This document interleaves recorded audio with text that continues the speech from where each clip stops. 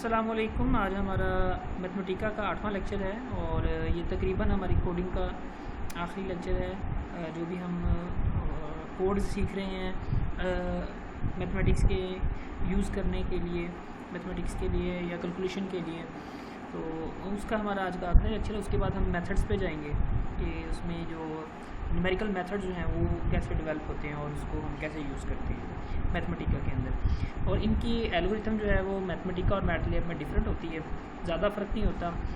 हम पहले logic create करते हैं, उसके बाद हम जो है वो उसको प्रोग्रामिंग में लिखते हैं। तो मैंने आपको प्रोग्राम देने हैं, आपके पेपर में उनके प्रोग्राम आने हैं। एक क्वेश्चन आपका ग्राफ का आता है, वो लाजमी आएगा ग्राफ बनाने का। बाकी जो भी हमने सीखा वो हमारा इस्तेमाल होगा हमारी डेली लाइफ के अंदर, और जो भी हमने अब प्रोग्राम बनाने हैं जिसका पेपर से ताल्लुक़ है तो उनमें उनको समझने के लिए मैंने ये सारा कुछ करवाया आपको। चले हम देखते हैं, उसके बाद हम बाकी बात करते हैं। तो डेरिवेटिव से हम स्टार्ट करते हैं। लास्ट है हमारा, चूँकि आज का टॉपिक ही मल्टी वेरिएबल कैलकुलस है, तो डेरिवेटिव इसमें हम लेना सीख रहे हैं कि सेकंड और थर्ड डेरिवेटिव कैसे लेते हैं। इसमें दो वेरिएबल्स लिए हैं, हमने डेरिवेटिव लेना है विद रिस्पेक्ट टू एक्स। तो डेरिवेटिव मुझे चाहिए सेकंड एक्स का विद रिस्पेक्ट टू, आप देखें वाई एज अ वेरिएबल है, जिसमें हम डेरिवेटिव नहीं ले रहे, एक्स वेरिएबल है तो उसका हम डेरिवेटिव ले रहे हैं with respect to x function का। इसी तरीके से हम एक्स और वाई दोनों से लेना चाह रहे हैं, तो मैं इसी को दोबारा कॉपी करके लिख देता हूँ। विद रिस्पेक्ट टू वाई भी डेरिवेटिव आ गया, मेरे पास दोनों की तरह का डेरिवेटिव आ चुका है। इस टर्म को हम पार्शियल डेरिवेटिव में भी लिख सकते हैं। तो पार्शियल में कैसे लिखा जा सकता है, अगर हमारे पास ये लिख दें, चलें इसने इसे इस फॉर्म में लिखा है, अगर ये वर्किंग हो जाए तो ठीक है, वरना हमें टाइप करना पड़ेगा। नहीं, इसकी वर्किंग ऐसे नहीं हुई, तो हमें हेल्प चाहिए यहाँ से पार्शियल लिखने के लिए। पार्शियल जी, पार्शियल यहाँ आ जाएगा हमारे पास एक्स सेकेंड डेरिवेटिव और वाई, इस जगह पे मेरी वैल्यू ये वाली आ जाएगी। कट यहाँ मैंने इसे पेस्ट कर चेक करते हैं जी, इसका डेरिवेटिव 0 आ रहा है, 0 तो नहीं आना चाहिए। कट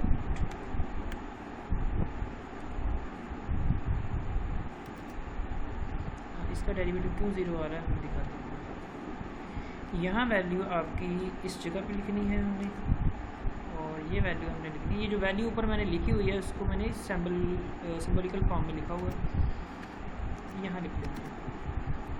अभी भी ये कोई और मसला है हमारे पास,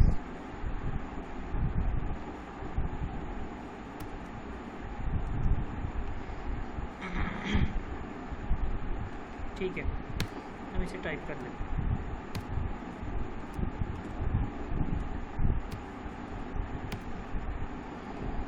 तो यहाँ था हमारे पास एक्स सेकेंड डेरिवेटिव, वाई और एक्स टू 3 स्पेस वाई और 4, ये डेरिवेटिव आ चुका है हमारे पास। अगर मैं फंक्शन को जो फंक्शन है हमारा एक्स और वाई के रिस्पेक्ट है, तो हम इसे किस फॉर्म में लिखेंगे। ये आ गया मेरा वाई और एक्स की रिस्पेक्ट आ गया फॉर्म फंक्शन। एक्स 3 है, वाई 5 है, हमारे फंक्शन आ चुका है। मैं इसका डेरिवेटिव लेना चाह रहा हूँ। ये पीछे भी पहले भी बात बता चुके हैं, लेकिन ये मल्टी कैलकुलस के लिए यूज़ होता है। हम जो बुक यूज़ कर रहे हैं मैंने आपको वो सेंड कर दी है, किस बुक को हम फॉलो कर रहे हैं कोर्स के लिए, लेकिन अभी तक हमारे पेपर के हवाले से जो एल्गोरिथम है वो मैंने नहीं करवाए। पेपर के हवाले से हमारे एल्गोरिथम स्टार्ट होंगे। पहले हम इसके सिर्फ कोड सीख रहे हैं ताकि मैथमेटिका है क्या हमने वो सीखा है। 1 + n, तो ये सीरीज़ है, सीरीज़ के अंदर हमने लिमिट पुट करनी है n approaches to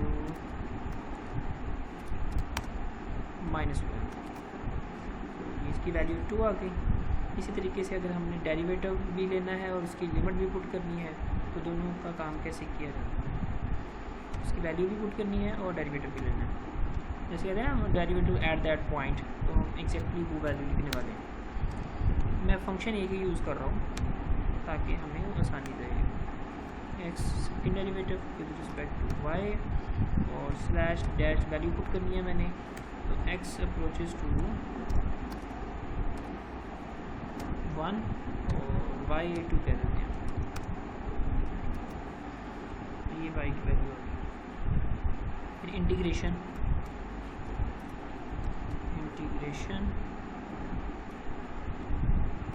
integrate x Y ji, space डाल के आप लिखेंगे। अगर मैं इसमें स्पेस नहीं डालता तो इसका मतलब वाई और जी एक ही वेरिएबल है। दो अलग अलग वेरिएबल्स के लिए इनमें स्पेस डाल दीजिए। हम मल्टीप्लिकेशन, जैसे मैंने स्टार का बटन कहा था, आप उसको डाल दिया करें। वाई की वैल्यू 0 से एक्स तक अप्रोच कर रही है, और फिर हमारे पास जो जी की वैल्यू है, एक्स की वैल्यू तो हमने बताई नहीं है अभी। एक्स वैल्यू जो है वो 0 से 2 तक है, वाई जो है वो एक्स से वाई तक है, वाई 0 से एक्स तक है, जी जो है मेरे पास 0 से एक्स और वाई है। तो इसकी इंटीग्रेशन मेरे पास 4 आ चुकी है। इसी तरीके से आप एक्सपोनेंशियल फंक्शन की ले सकते हैं। Integration of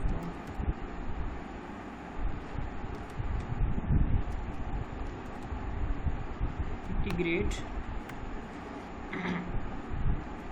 exponential function of x square and y square, मैंने लिखा x from 0 to 1 और y from 0 to 1।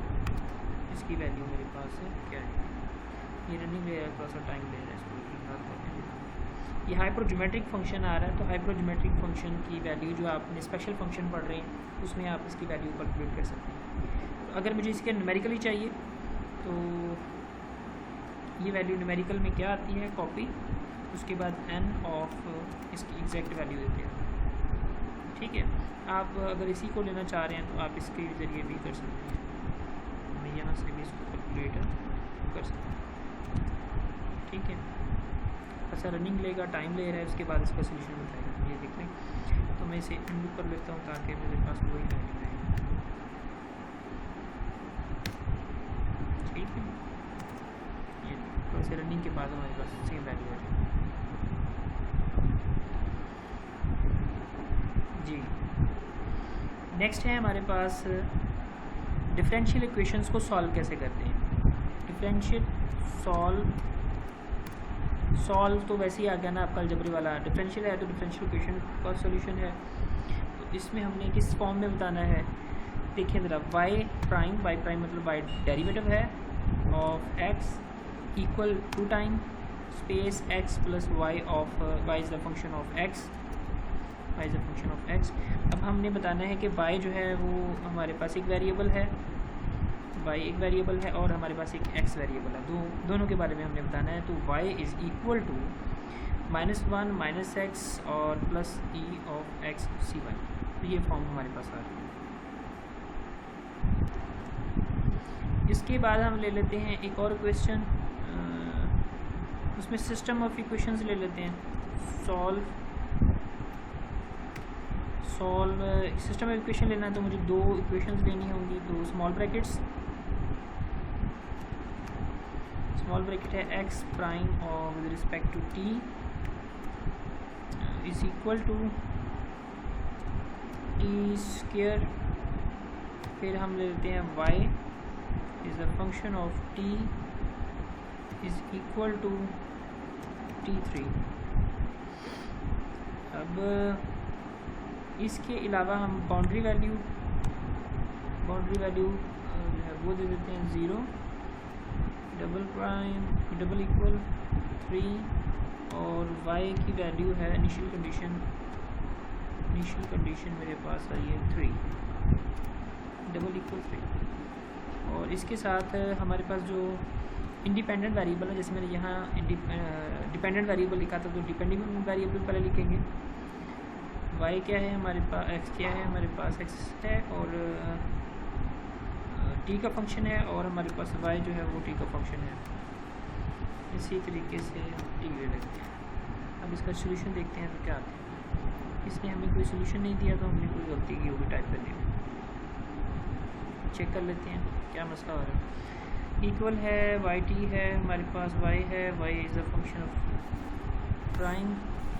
उसके बाद वाई की वैल्यू पुट हो गई जी। अब देखते हैं दोनों का सोल्यूशन आ चुका है मेरे पास। एक्स और वाई दोनों का सोल्यूशन उसने दे दिया हमें, तो हम इस तरीके से इनके सोल्यूशंस को फाइंड कर सकते हैं। अगर मैं ये वेरिएबल्स नहीं देता तो फिर क्या होगा। कंडीशन जो है ना, इनिशियल कंडीशन वो नहीं देते तो क्या होगा। इनिशियल कंडीशन से डायरेक्टली हमारा सॉल्व हो जाता है।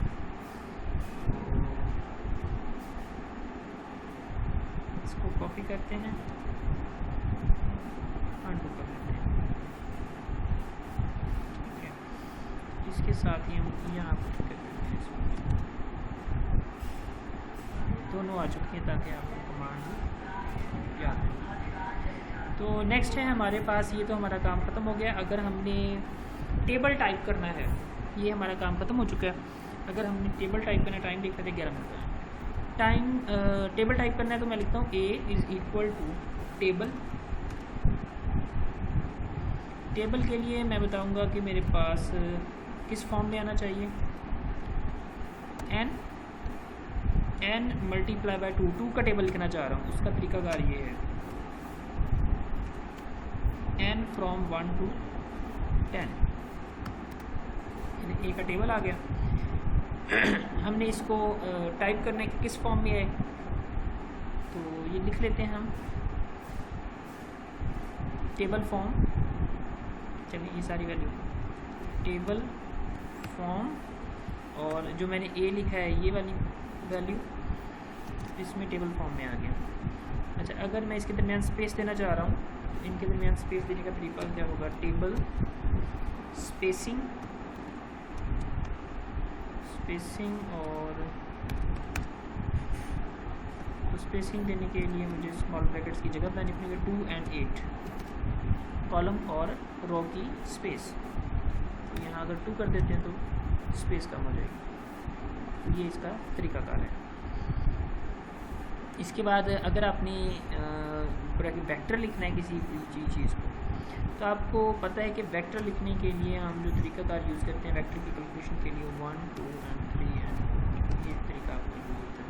तो ब्रैकेट्स के अंदर आप पॉइंट की फॉर्म में किसी वेक्टर को लिखते हैं।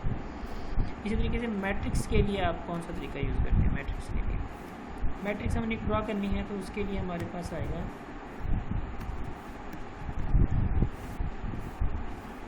देखिएगा 1, 2, 3, 4, 5, 6। अच्छा 4, 5, 6 नहीं लिखा मैंने, 4, 5, 6। इसी के साथ है 7,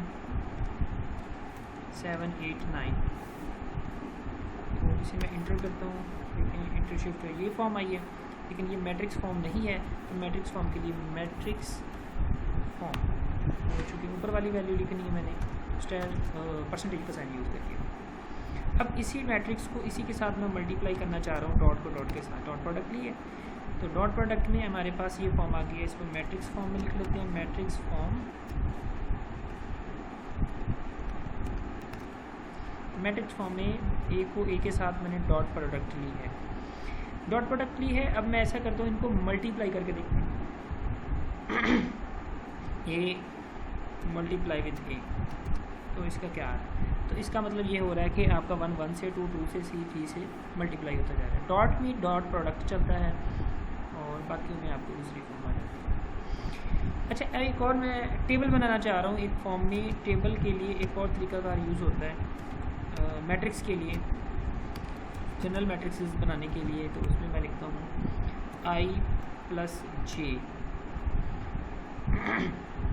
मैंने वेरी करवाना है I को, I फ्रॉम 1 to 3, ऐसा कर लेते हैं 0 to 3, और J मैं कर देता हूँ 0 to 4,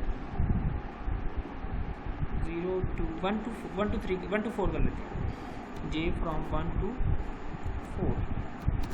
तो देखिए कि किस फॉर्म में कन्वर्ट हो चुका है। ये वैल्यू हमारे पास ऐड होने के बाद आई हैं।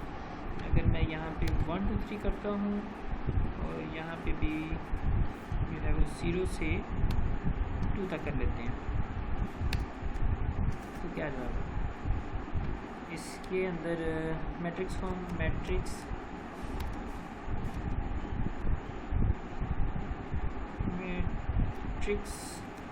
फॉर्म, ये मैट्रिक्स फॉर्म में आ चुका है मेरे पास। ठीक है, ये भी तरीका है एक ड्रा करने का। अच्छा, इसके बाद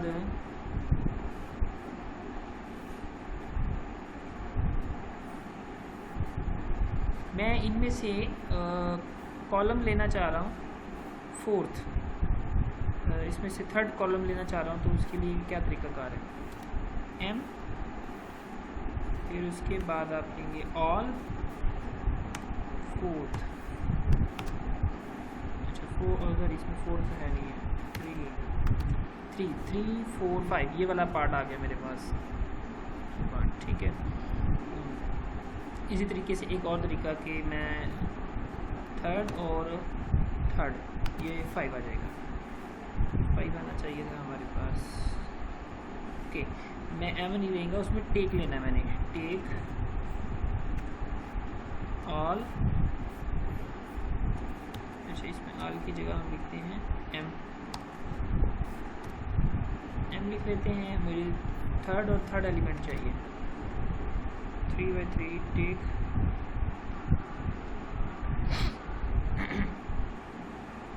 अच्छा 3 by 3 किसमें लिखे, 1 और 1, फिर क्या आएगा पहला एलिमेंट, पहला अगर 3 लिया तो 3 ऊपर से और 3 नीचे से लिया इसने मैट्रिक्स को। अगर मैं इसे लिखना चाहता हूँ टेक